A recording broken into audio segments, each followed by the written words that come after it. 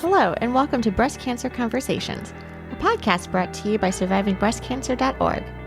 I am Laura Carfing, breast cancer survivor and founder of survivingbreastcancer.org, a nonprofit organization providing community, education, and resources to empower those diagnosed with breast cancer and their caregivers from day one and beyond. Hello, my friends. I am excited to be continuing the conversation today with Eileen Kaminsky. You may recognize her as the author of The Cancer Bus, and she was on our podcast a couple weeks ago, so I'll be sure to link to that episode in the show notes below. Eileen is living with metastatic breast cancer. She was diagnosed de novo when she thought actually she had food poisoning, but lo and behold, they did some tests and it had spread to her bones. She is living now for 7+ years. She's on her 7th line of treatment and just is a wealth of information and knowledge and resources for us in the breast cancer community. I always love meeting people who have been further along than I am in my own breast cancer journey. And so I can just learn as much as possible, the good, the bad, the ugly, the gross, and all of that. But in today's conversation, we actually talk about something I hear a lot in our community. And that is when someone asks, "How are you?" What actually are they asking? And how should we respond? Eileen ties this answer in beautifully in today's episode. She actually ties it into her career pre-diagnosis as well, when she became a CEO at the age of 37.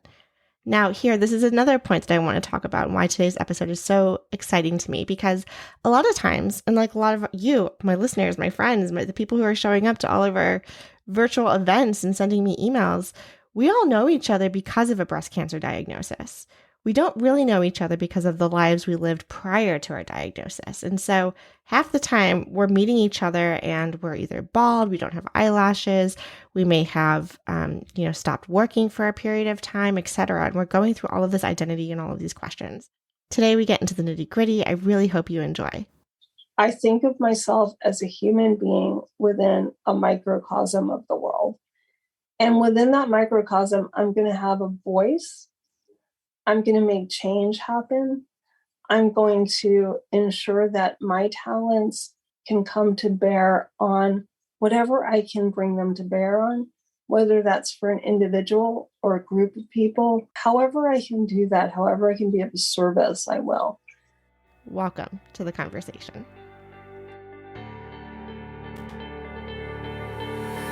It's a subtext question. It's yes. How are you for someone with cancer? Correct. For someone with metastatic cancer is what they mean. Mm-hmm. They don't mean how are you, period, or question mark. They mean how are you, in parentheses, for someone with cancer, because they look at you as someone who's normal. You look normal. Right. You look fine. You may not be, but you look fine. Right. And sadly, I've had so many friends that I've made over the course of almost 7 years who have died and who looked fine. They look fine. And that's what people say. You look fine. You look great. In parentheses, for someone who has metastatic cancer. And, I'm always very, very quick to say, do you mean, how am I generally speaking, or how is my health with cancer? What are you asking me? Because it's not that I want to call people out on that. It's more, what do you mean? Right? Like, if you want a report on my, medical stuff, I can give you one. If you want just to know how I'm doing, how are things with Craig? How are things at home? Blah, blah, blah. How are things psychosocially? Mm-hmm. I can tell you that. But if you just want a health report, let me know and be specific. Yeah. People are afraid to be specific with cancer. It's like they're still whispering, she has cancer, like they used to do. And it might be contagious. I might get it too. Right. If it can happen to her, it can happen to me. Exactly.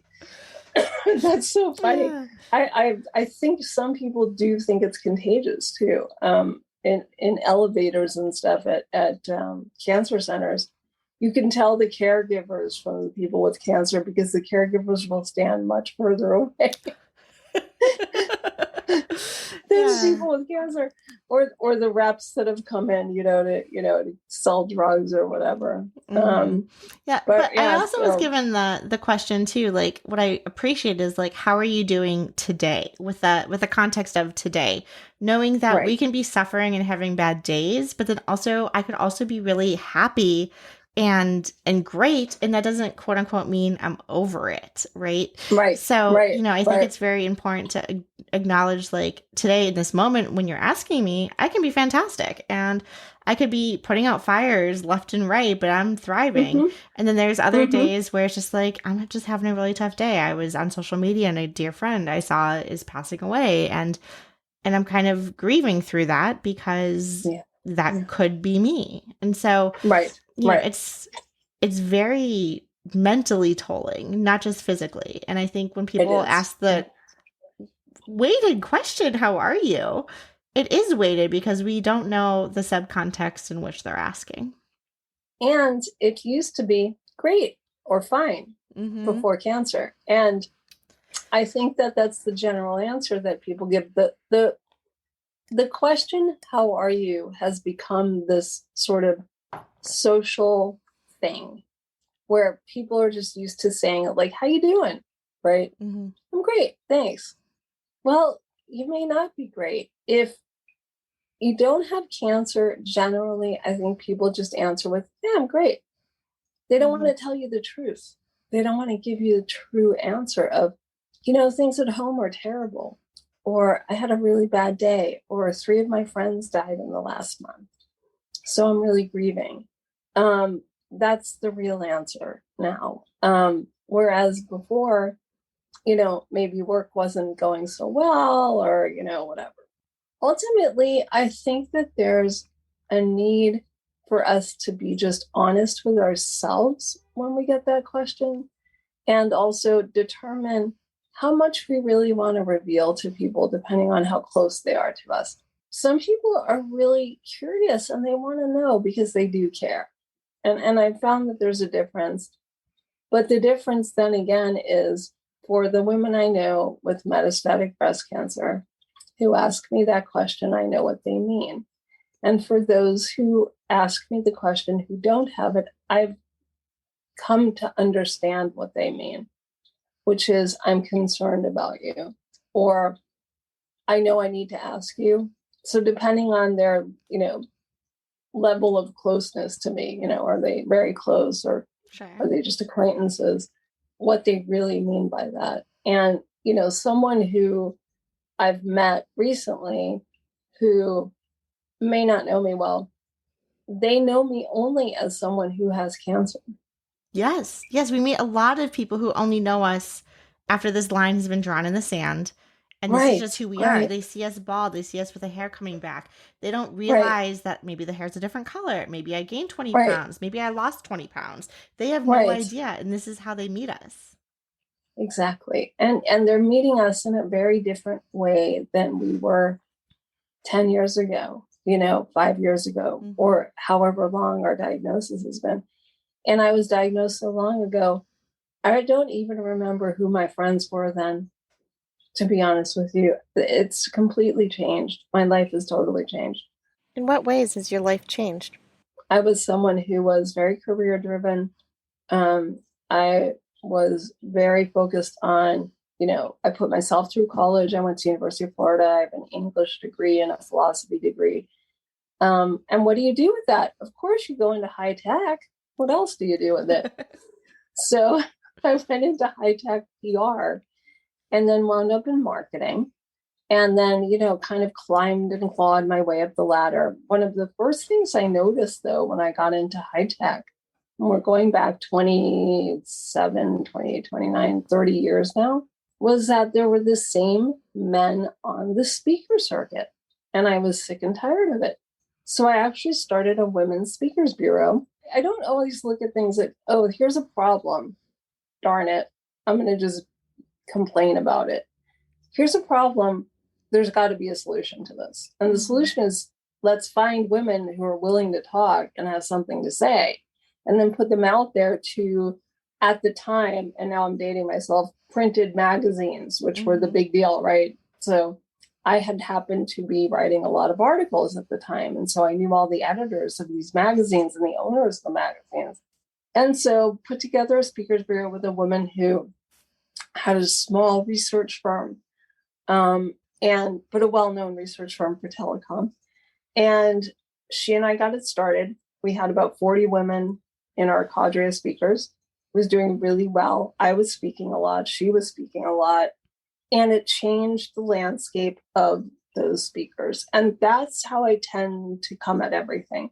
If I get to something and I see a problem or I see a roadblock, I'm going to get rid of it, or I'm going to find a way to get rid of it. And if I can't get rid of it, I'm going to do my best to get around it, over it, under it, however I can do it. I had a goal from the time I was 30 that by the time I was 40, I would be a CEO.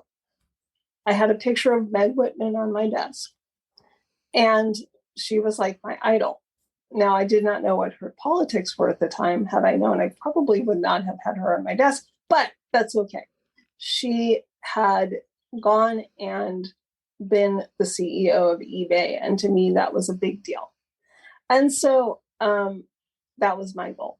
Well, I met that goal by the time I was 37, and I was the CEO of a company with 2,500 employees, with call centers in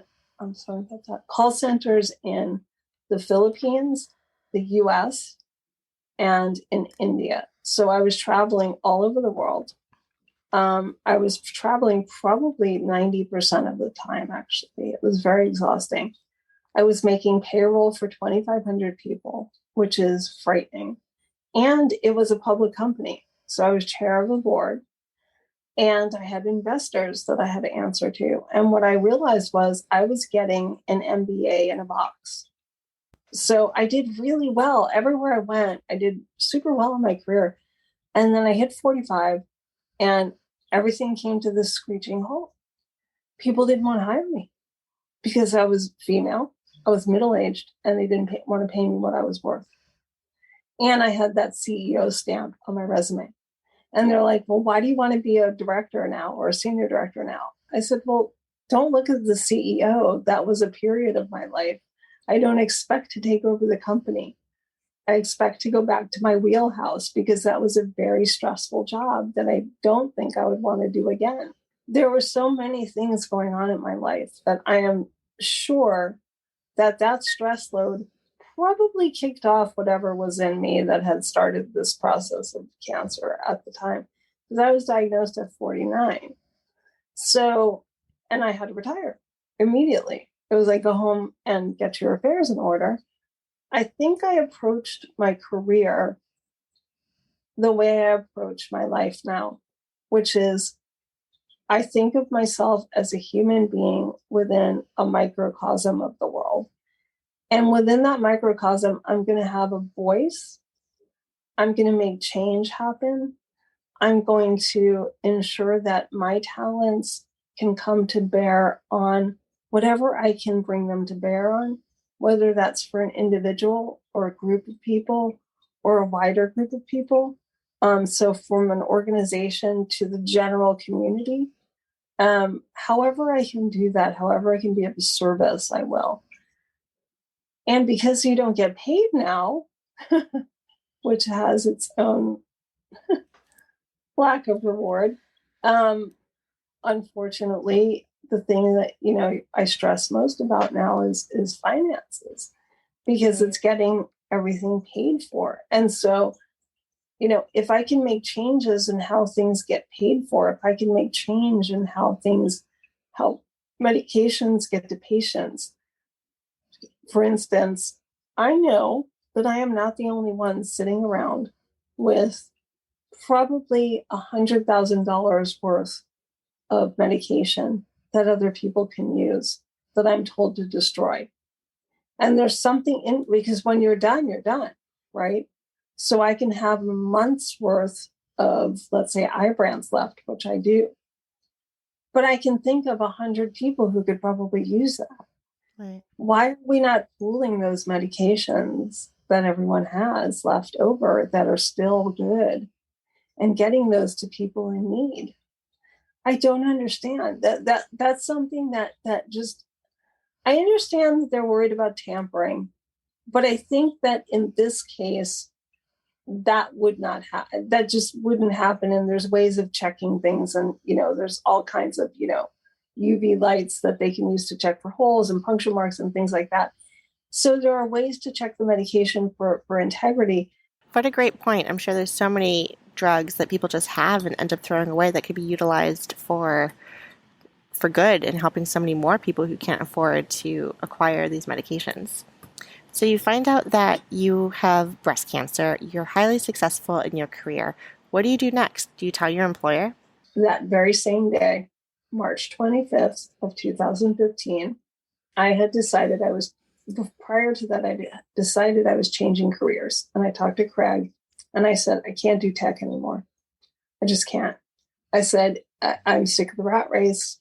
I'm sick of fighting for, position. I'm sick of fighting for raises. I'm sick of fighting for decent salary. I'm sick of fighting for other women. I'm just tired of it.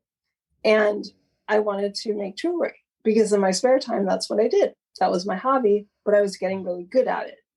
When I said this was what I was going to do, and I was going to get my GIA, which is the gemology certification, and Craig had offered to pay for it and all of that. And I was really grateful that he was willing to support me changing careers. It's a big deal. They offered me a job. And she said, don't bother getting your certification. You can apprentice with me and you can work on the floor and we'll give you this salary and you'll get, 25% of whatever you sell. And that's a lot. And so it turned out to be a very lucrative position, which I had no idea it would be. So I lucked out once again, not so much. I was diagnosed the very same day I was supposed to start that job. Having to call Terry, her name is Terry, having to call Terry at Willow Glen Diamond and saying, Terry, you're not going to believe it, but her heart sunk. I mean, I remember going in about a month after the diagnosis and, getting out of the hospital. And they're like, you really look great, And I did. I mean, I looked still the same at that time. I looked nothing like I looked then now, because these medications certainly take their toll on you. But I was about to change careers. And I thought, well, okay, let's just see this as a career change. What can we do? We can't sit around at home doing nothing. So I decided I was going to do my second love, which was sell vintage. And so I started buying and selling through estate sales and auctions, vintage clothing, vintage jewelry, and women's stuff. And I had spaces in 2 antique shops and an Etsy shop. As time went on, that became too stressful for me. And it's all about what I can do, not what I can't do. I try and focus on what I can do. Yes. I don't bemoan what I can't do. So I know I can't do that jewelry job. And it hurt, I have to say. I was so excited for that day to come. And boy, it was a very different day than I thought it would be. I was a very high-powered woman executive, and it tears at me still, I think, to know that that's not part of who I am anymore. But I'm sitting there on the plane and I'm reading this article and I look on the front page, right smack in the middle is Comcast releases its triple play. And while my name was not in it, I knew that was my deal. And I'm like, yes, finally, this is so cool. And I'm like, that's me. And it didn't have to say my name. I think in business, it doesn't have to say your name. I think in cancer, it does, because it's important that our names are remembered. I know that there's been times at work where I've not always received credit, where I thought sometimes credit was due. But the idea is, those were my ideas. Those were my suggestions and recommendations. And if someone else's name is attached to it, it doesn't bother me because I know where the ideas came from. And most likely, so does that person as well. In the cancer world, I 100% agree. Saying our names and making sure that it's attached to the work that we're doing in any capacity is really important. It's a way of building our legacy. It's a way of talking about ourselves now in the present, and also a way to talk about those who have gone before us and to keep their memories alive. Yes, I completely agree with that. And our legacy doesn't have to be this big, crazy thing like starting a blog or starting a nonprofit the way you and I have, but it could just be being a good friend for somebody, listening to them, making yourself available, and living with compassion and empathy. All really great advice. Thank you, Eileen, again for being on today's Breast Cancer Conversation episode. And thank all of you, our listeners, for joining us today. As a reminder, all of our content on our podcast is peer-to-peer support and is never meant to be taken for medical advice. Please feel free to continue the conversation online by following us on Twitter. Our handle is SBC_ORG. And on Instagram, our handle is survivingbreastcancer.org, all one word. And of course, I had to put in a plug. If you love our content, please hop over to iTunes, give us 5 stars, and write your review. It really means the world. Until next time, keep on thriving.